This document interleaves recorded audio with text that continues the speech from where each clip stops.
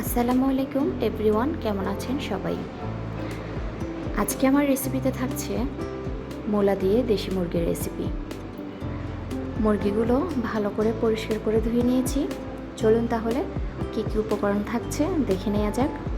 আমি এখানে 1 কাপ পরিমাণ পেঁয়াজ কুচি নিয়েছি। আদা রসুন একসাথে 1 চামচ করে পিষে নিয়েছি।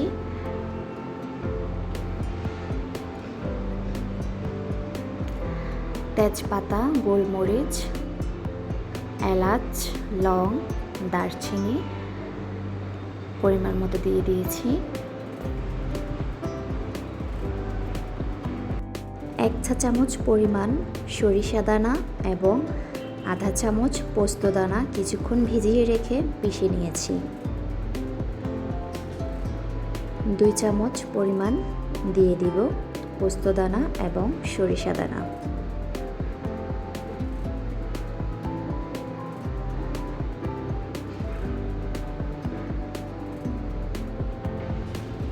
হলুদ গুঁড়ো 1 চা চামচ, মরিচ গুঁড়ো 1 চা চামচ।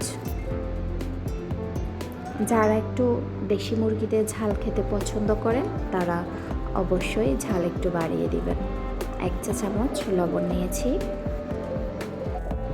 গরম মশলা 2 চা চামচ দিয়েছি।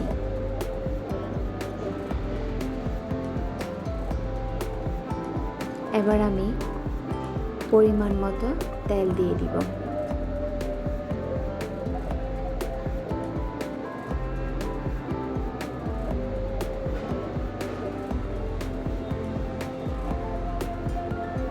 আমি এখানে 3 থেকে 4 চা চামচ তেল দিয়েছি।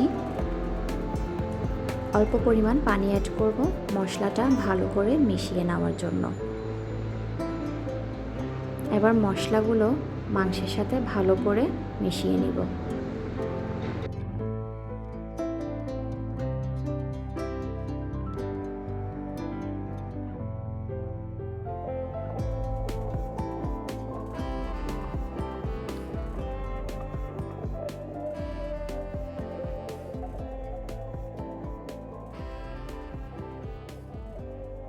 এবার চুলায় বসিয়ে দিব, 5 মিনিট রান্না করব, এরপর আবার আসব।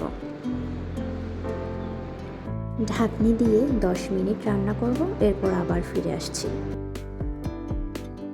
10 মিনিট কুক হওয়ার পর 2টি টমেটো কেটে দিয়েছি এবং ভালো করে নাড়িয়ে দিব যেন মশলাগুলো নিচে লেগে না যায়।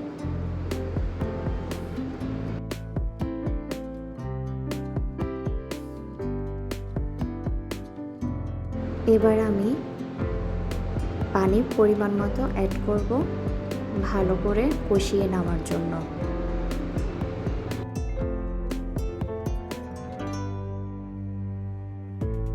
এখানে আমি আগে থেকে একটি মূলা ছোট সাইজের করে কেটে নিয়ে সিদ্ধ করেছি এবং সিদ্ধ করার পর এটা ছেঁকে নিব।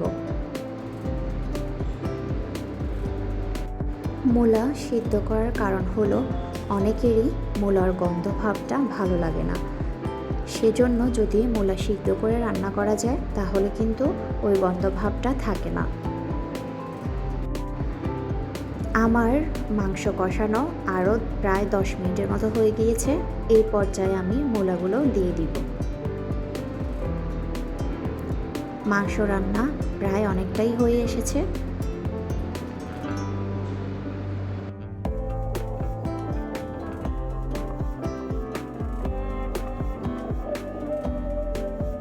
ঢাকনি দিয়ে 6 থেকে 7 মিনিট কুক করব।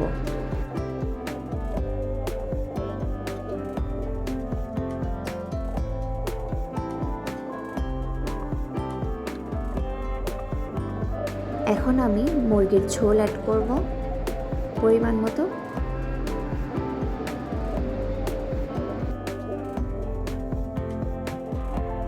এখানে আমি 1 চা চামচ লবণ দিয়েছি, আমি টেস্ট করে দিয়েছি।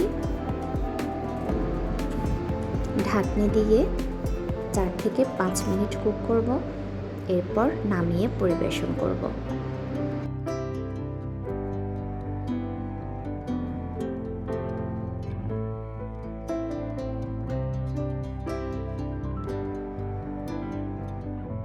আমার আজকে মূলা দিয়ে মুরগির রেসিপি হয়ে গিয়েছে, এখন পরিবেশন করলাম।